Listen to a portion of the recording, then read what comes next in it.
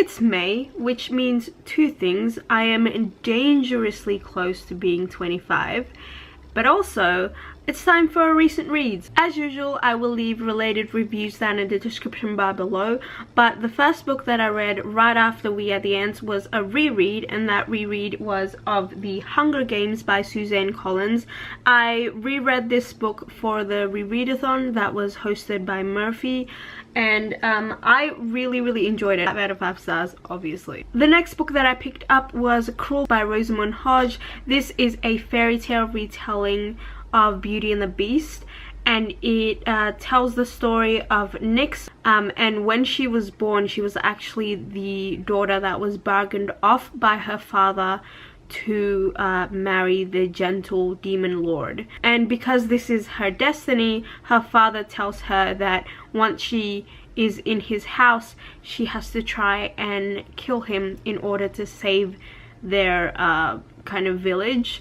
And so this whole story is about Nyx as a character. It's a very character-driven type story. I would say if you are looking for a fantasy Beauty and the Beast retelling with a lot of action and a lot of YA action type stuff, I'm not saying that in a bad way, but you know how like A Court of Thorns and Roses and I don't know, like what's another, like A Darker Shade of Magic, like all of that kind of YA fantasy action. If you're looking for that, you won't find it here because there's not a lot of world building, which is I think one of the gripes that a lot of people have, because it is kind of marketed as a fantasy story, but you don't really see the world. I'm someone who doesn't like a lot of world building, so I really enjoy this one because it's a lot more to do with Nyx and her decision on whether or not to follow up on her destiny that was put on her by her father and, you know, the village folk, or go with her gut and try and kind of make her own decisions, if that makes sense. It's a really good like coming of, I don't really want to say coming of age because it's not really coming of age, but it is kind of like learning to make your own decisions type book. And there's also like an intense romance in here that I absolutely love. So I did a review on this, I will link it down below, but I gave it a 5 out of 5 stars. The next book that I picked up was The Immortal Rules by Julie Kagawa. Is that the author? Yes. This is huge now that I look at it. In this world, vampires kind of rule everything, and so the humans that are left in the world are kind of living either on the edges of the big cities, trying to like, you know, fend for themselves, or they are kind of slaves to the vampires. Our main character, whom I don't remember the name of, I know that she's Asian because that's one of the reasons why I picked this up, because I was like, ooh, Asian main character.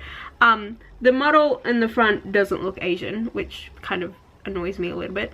But she hates vampires. She's trying to kind of survive, but she's also trying to do everything she can to kind of just go against their rules. One day she gets attacked, and this mysterious character saves her and gives her the opportunity to you know, get saved, but she has to turn into a vampire or she just dies on the street. And she obviously is a survivor and she doesn't want to die, so she's like, alright, turn me into a vampire. So she gets turned into the very thing that she hates. It's just a lot of fun. It's just one of those books that's just a lot of fun and you fly through it. The writing style is awesome. One of the main like characters that we follow is awesome. The main character is cool, but I really like the mentor. Also, there's not really like a cheesy romance that happens in like the first chapter or anything, which I appreciate. So if you're in the mood for like a vampire story, I suggest this one, because this one, the vampires are actually really creepy, and I really like the mentor. Did I mention that? By the way, I gave this book a 3 out of 5 stars. The next book I read, I actually listened to an audiobook, and that book is The Subtle Art of Not Giving a Fuck by Mark Manson. This is a self-help book, which is something I never thought that I would read, because I don't usually pick up self-help books, but I have been hearing a bunch of stuff about this, and I picked it up, and it's really good. I don't really know how to describe a self-help book as a plot. It's very relevant to my life at the moment, and I just kind of figure, you know what, I need all the help I can get, so I should pick it up. Yeah, I gave it a... oh, actually I haven't rated it, but I think I would give it like a 3 or 4 5 stars. 4 stars. I don't know why I said 5. The next 3 books that I read are actually a whole series. I finished a series, guys. Are you proud?